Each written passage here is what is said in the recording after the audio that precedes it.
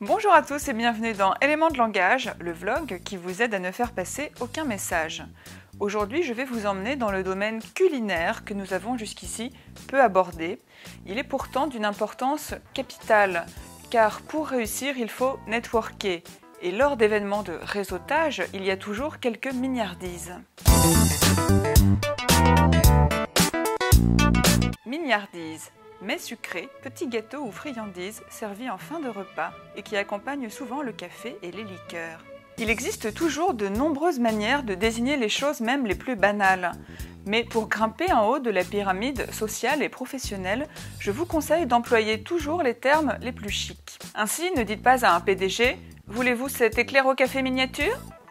mais plutôt « Voulez-vous cette petite mignardise ?» Il ne pourra que saliver à l'écoute de ce terme qui semble être la contraction de mignon et gourmandise. Si votre cocktail est davantage salé que sucré, utilisez à la place le mot grignotine, qui désigne un amuse-bouche destiné à être grignoté comme un biscuit apéritif.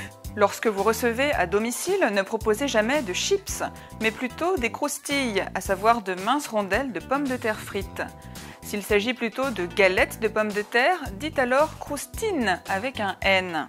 De manière générale, votre cuisine sera plus élégante si vous employez des mots finissant par in, comme une ballotine, une pièce de viande roulée et farcie avant d'être cuite. Une fois n'est pas coutume, je vous recommande d'éviter d'employer des termes anglais qui risquent de donner une image de fast-food à vos mets. Ainsi, ne dites pas snack, mais plutôt collation.